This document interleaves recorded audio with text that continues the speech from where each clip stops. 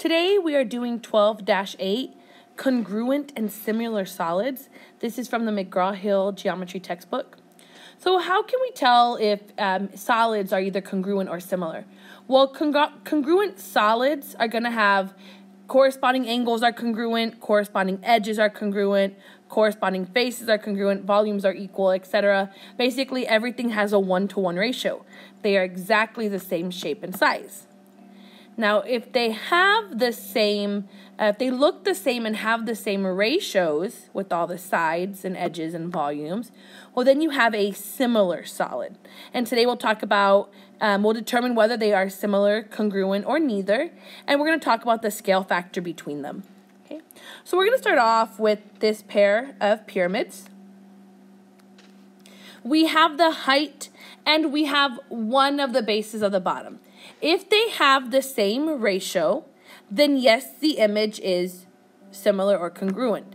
If they have a 1-to-1 ratio, we know the image is congruent. Now, congruent means same shape and size, so we kind of look at this and we know it's not going to be congruent. So we're going to look at our heights. Our heights are a 1-to-5 ratio, 1/5. And it's already reduced, so I don't need to reduce it any further. Our base, 2/10, which does reduce to 1/5. So I have 1/5 and I have 1/5. If they're equal to each other, they are similar with a 1-to-5 ratio. So now we go on to question number 2. That's what we're looking for. Do they have the same ratio? So number 2, I look at this cone, I have the radius and I have the slant height. If I compare the radiuses, 4.2/4.2, I get a 1. If I compare the slant height, I also get a 1. If it has a 1-to-1 scale factor, it's congruent. And it has a 1-to-1 ratio. Okay? Next question is question number 3. Okay? All I have is the radius of this sphere. So they're both spheres. They have to either be similar or congruent. All we have to do is find out how they are similar. So we're going to do 4 divided by 8. We're going to reduce it to 1/2.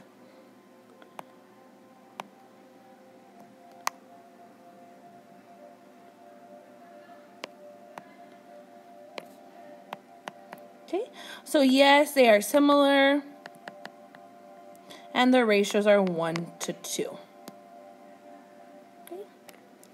The last question on this front is question number 4. Here we have 2 rectangular prisms. Okay, so we're going to compare all the sides, and they should all have the same ratio in order for it to be similar. So we're going to start off. I have 2-to-1. Okay, reduces to 2. I have 2-to-1, which reduces to 2. And I have 4-to-3, which actually just reduces to 4/3. It is already reduced. Do they have the same ratios? No. And it's not a 1-to-1. These figures, even though they look like they're similar, and just because they're rectangular prisms doesn't make them similar. These are neither. Not congruent, not similar. Okay? Now we're going to go ahead and go on to the back.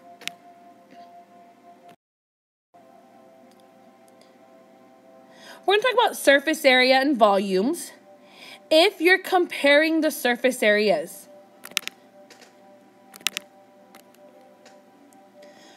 they're a squared to b squared. So if we were just comparing the sides, we would double the sides.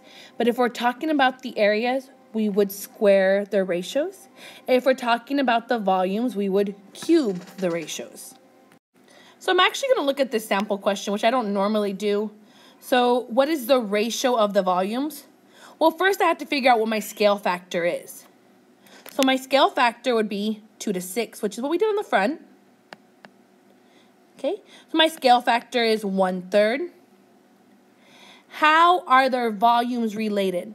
So my A is 1, my B is 3.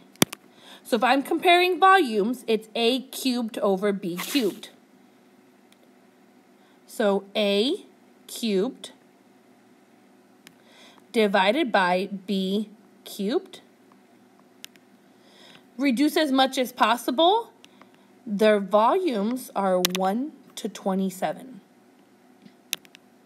So if this took 27 ounces of water, this would take 1 ounce of water.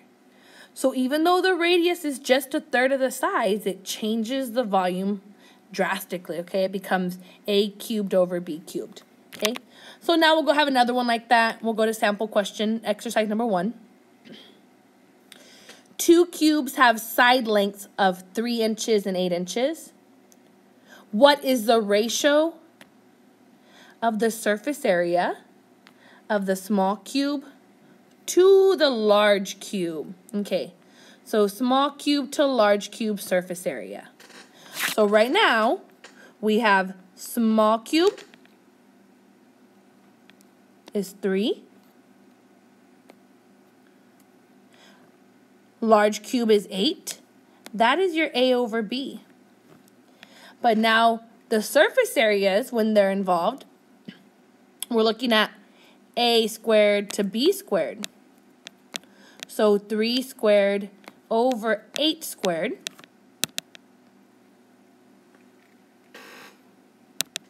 Okay. If I square those, I get 9 over 64, which is my answer. And I can write it as a fraction.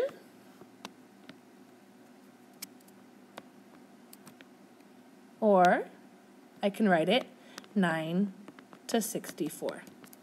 Both of these are acceptable. Both of these are correct. Okay. Question number 2. 2 similar cones have heights of 3 feet and 12 feet.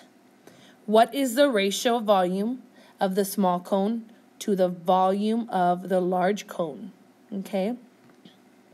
So right now their heights are related by saying they're related 3 to 12. And 3 to 12 can reduce. So when I reduce it, I'm going to say 3/12 is equal to 1/4. That is my A, that is my B. Because I'm looking at the volume, they're related by cubing them. So 1 cubed divided by 4 cubed equals 1 over 64, or 1 to 64. Okay, and these are my answers. Okay, now we'll get into triangular prisms. So 2 similar triangular prisms have volumes of 27 and 64. Okay, 27, 64. What is the ratio of surface area of the small prism to the large prism? So area has to do A squared to B squared. So right now we know they're already comparing the volumes. They're saying the volume is 27 and the volume is equal to 64. So that 27 is not my A because that's already the volume. So volume is A cubed to B cubed. So A cubed equals 27. Okay. What's the opposite of cubing something? I'm going to take the cubed root. Now I wish I had a little bit more space here. Okay. Opposite of cubing is taking the cubed root of A cubed and taking the cubed root of 27. This cubed root cancels this. I'm left with A equals. The cubed root of 27 is 3. So my A is 3. Let's find my B.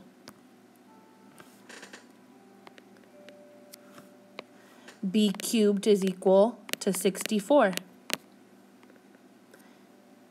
Opposite of cubing is taking the cubed root.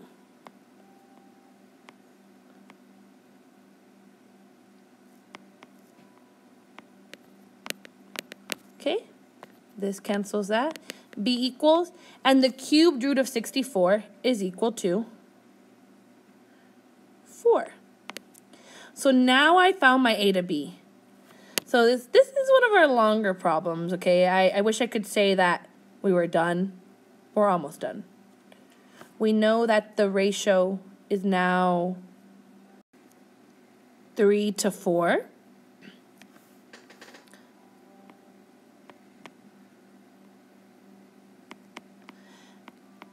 Okay, but I didn't want the ratio of the sides. Those are the sides. That's A over B equals 3 over 4. Okay, let me rewrite that.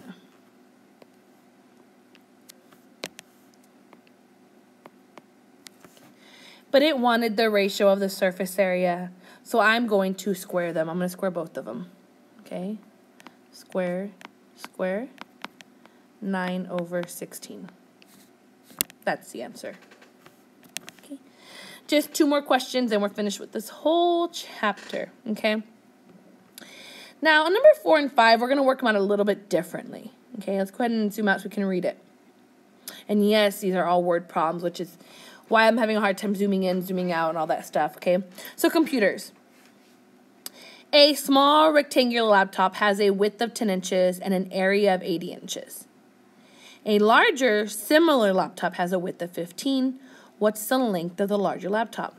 So what I'm going to do, guys, I'm going to come down here, and I'm going to put my work right here. So this is for 4, okay? It told me I'm looking at length times width equals area. Well, it told me that the width is 10, and it told me the area is 80. I need to find what that length is first before I compare it to the second one, okay? So if length times width equals 80, okay? I don't know length, but width is 10. How would I solve it? Divide by 10. My length equals 8. This is the missing piece right here, okay? The next part said that the larger laptop had a width of 15. So the larger laptop, length, we don't know. Width is 15, and that's all we know, okay? So what I'm going to do is I'm going to say, okay, I just needed the area to find that length. I don't need this anymore, okay? It's already done its purpose. Compare them. So what I'm going to do to help me clarify is I'm going to call this 2. Just to help me when I plug them in. So the length over length 2 should have the same proportion as the width over the second width, okay? So I know 8 over length 2, because I don't know it, equals 10 over 15. I'm going to cross multiply.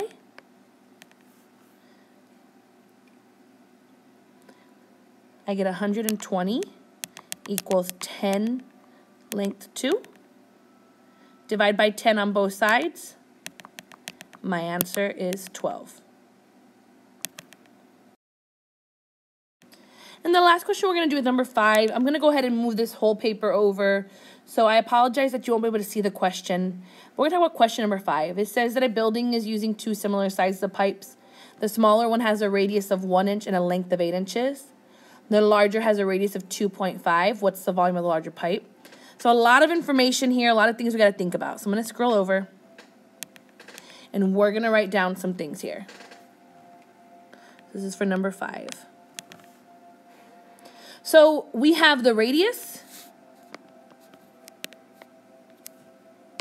We have the height, and we have the volume. So radius, height, volume. And the second one is also going to have a radius, a height, and a volume.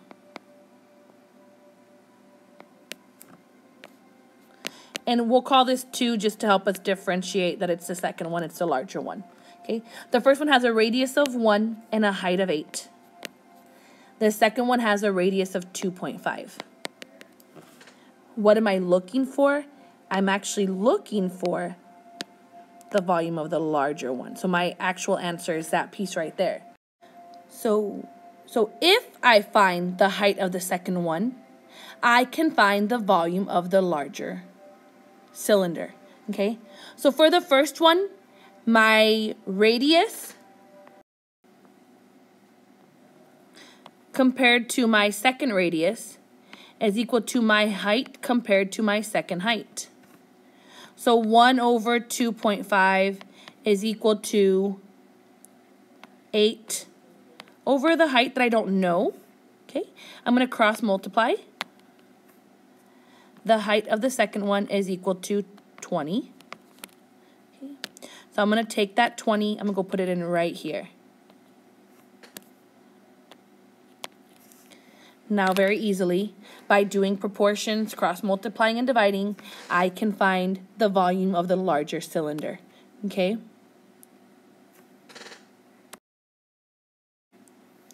The formula we know for volume of a cylinder is equal to base times height, but base times height being area of the base times height.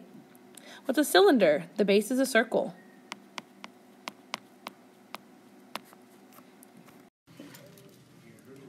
This time I know my radius and I know my height, so I'm going to plug them in. Volume equals pi, my radius squared, times my height. The volume of the cylinder is equal to 392.7 inches cubed. Okay, so we've answered that question. So now we have concluded 12-8. We've also finished up Chapter 8. Hopefully this video helps you with all your geometry. If you like these videos, please give it a thumbs up and subscribe to this channel.